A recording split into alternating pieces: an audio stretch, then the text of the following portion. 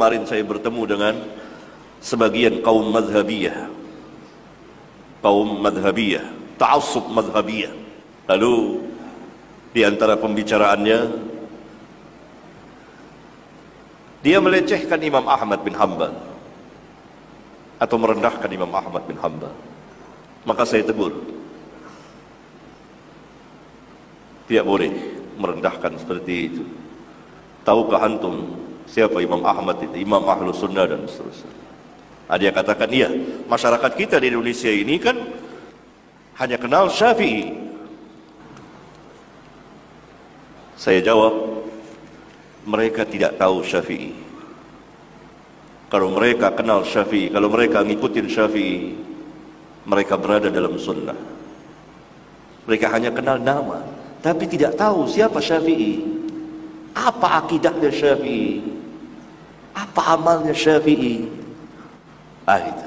Lalu saya tanya, antum sudah baca kitab Imam Syafi'i? Belum baca. Lalu antum baca kitab apa? Kitab murid-muridnya. Siapa murid-muridnya? Oh, yang sudah 1000 tahun lewat, yang sudah ini. Itu bukan. Jadi dia sendiri tidak mengenal Syafi'i. Tidak tahu siapa Syafi'i itu. Apa akidahnya Syafi'i? Apa amalnya Syafi'i? Apa Imam Syafi'i tahlilan?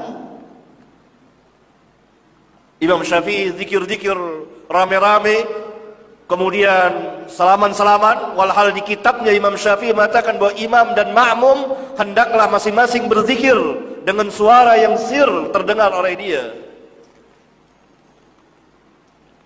Ini tidak tahu. Jadi hanya tahu nama. Begitulah. Sama dengan Ahlus Sunnah. Kita Ahlus Sunnah. Tahu nama siapa Ahlus Sunnah itu. Lalu yang mengatakan kami akidahnya akidah Imam Abul Hasan Al-Asy'ari. Tahu tidak Imam Abul Hasan Al-Asy'ari apa akidahnya? Pernah baca atau tidak? Demikian juga orang tidak tahu. Memberikan cap Wahabi yang sesat, tidak tahu hakikatnya. Siapa Syekh Al-Imam Muhammad bin Abdul Wahhab rahimahullah ta'ala? Apa dakwahnya? Tidak baca, tidak tahu. Sama dengan orang yang ta'assub madhabiyah ini. Dia tidak tahu. Iya memang orang Indonesia Syafi'i, tapi tidak tahu siapa Syafi'i itu. Apa akidahnya? Apa amalnya? Bagaimana mazhab beliau? Enggak tahu. Pernah baca kitab Syafi'i? Enggak pernah. Bingung saya tanya begitu. Bahkan saya pernah ketemu dengan 2 orang intelektual salah satu organisasi besar dan calon kiai berdialog dengan saya tentang tahlilan. Sampai pada ini saya katakan Imam Syafi'i mengharamkan. Dia terkejut. Apa benar Imam Syafi'i mengharamkan? Karena selama ini dia tahu bahwa mazhab Syafi'i membolehkan tahlilan. Ini tidak mungkin tidak baca kitab. Antum tidak baca kitab Al-Um? Kata guru saya belum cukup umur untuk baca kitab itu. Ini benar terjadi. Lalu karena itu di maktabah maka saya minta ambil kitab Al-Um, buka baca. Baru dia tahu. Oh, kalau gitu Syafi'i mengharamkan. Tapi karena ini anak muda itu lebih cepat menerima kebenaran dari syuyukh, orang-orang tua yang sudah berkarat bid'ahnya, sudah terbenam dengan agama bapak-bapak mereka. Sulit. Anak muda itu salah satu keistimewaan anak muda, sebagaimana dikatakan oleh Al-Hafidh Ibnu Katsir dalam menafsirkan kisah Al-Kahfi, pemuda-pemuda itu. Karena pemuda salah satu sifatnya lebih cepat menerima kebenaran dari syuyukh, orang-orang tua. Lebih cepat. Karena itu Al-Hafidh Ibnu Katsir lihat, orang-orang tua kufar Quraisy terbenam mati dalam keadaan kufur.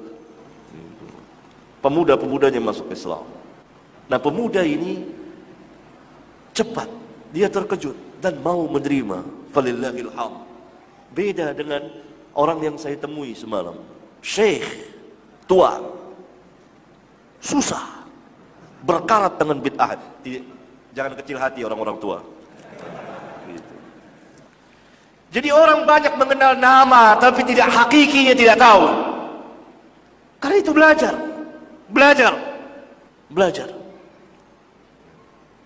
Apalagi kalau sudah dengar nama,